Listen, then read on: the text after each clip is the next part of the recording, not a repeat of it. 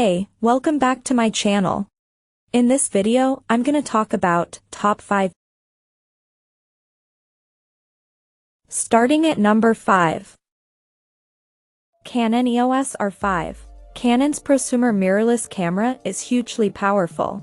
With a 45MP full-frame sensor, supremely sticky autofocus, solid IBIS, great battery life and the ability to shoot continuously at 20 frames per second, we think the EOS R5 is the best camera stills Canon has ever made. For video shooters, an out-and-out recommendation is a little trickier. For starters, while the R5 offers a lot of higher-end video modes, they require an expensive CF Express card. The more intensive video modes also cause the camera to overheat, not only limiting recording time but requiring a long cooldown before you can record again. High image quality featuring a new 45-megapixel full-frame CMOS sensor. Digic X image processor with an ISO range of 100 to 51,200. Expandable to 102400x1. High-speed continuous shooting of up to 12 frames per second with mechanical shutter and up to 20 frames per second. Electronic shutter. Coming at number 4. Fujifilm X-T4. APS-C sensors might hold less of a cachet than their larger full-frame cousins, but the image quality of Fujifilm's X-series cameras is proof positive that they can more than deliver the goods and in a more compact, lightweight body than most full-frame models too. For us, the X-T4 is not only the best X-series model but the best APS-C camera on the market. This hybrid excels at both stills photography and video, with its flip-out touchscreen, 5-axis IBIS, compelling color science, and ability to shoot 10-bit 4K footage at up to 60 frames per second, making it a great tool for both vlogging and serious filmmaking. The autofocus system can track both eyes and faces, to €, although its performance varies depending on the lens attached, and Sony's AF setup is superior. X-T4's state-of-the-art, 5-axis in-body image stabilization provides up to 5 stops of image stabilization to make sure that, even in the midst of all the excitement, your images remain steady and sharp. Combine this with the new 4-axis digital image stabilizer, and you have lots of room to maneuver. At number 3.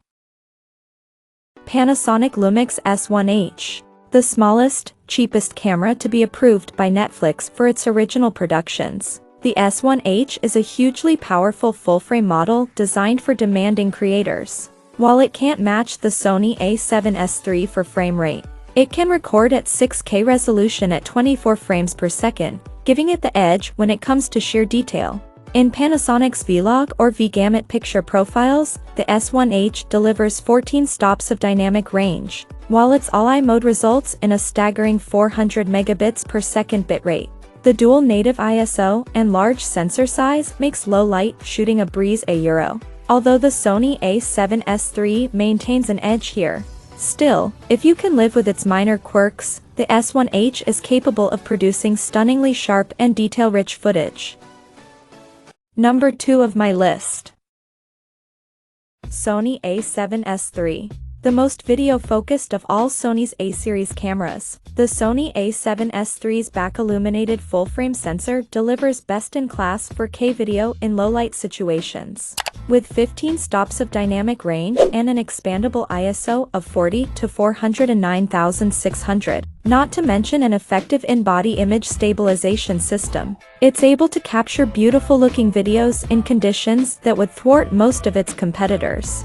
The sensor's relatively low resolution of 12.1 does rule out 6K and 8K recording, but the powerful Bion's XR processor allows 4K footage to be recorded at up to 120 frames per second.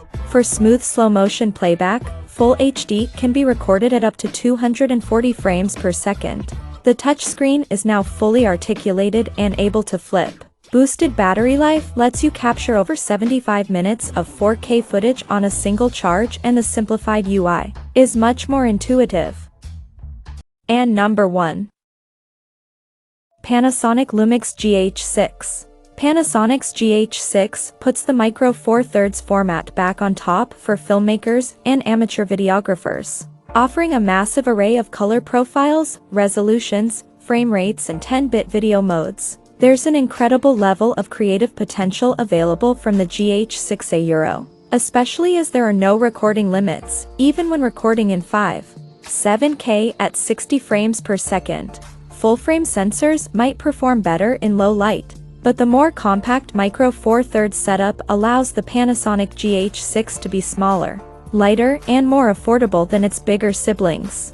It is pricier than other Lumix G models, most notably the GH5 too. It also lags behind rivals on autofocus performance. If you need the fastest, most accurate AF system, another brand might suit you better. But if video is your bread and butter, the Panasonic GH6 is a beast of a machine in impressively portable packaging. Check out this video description for latest price and more informations. Thank you for watching this video. Please subscribe and stay tuned.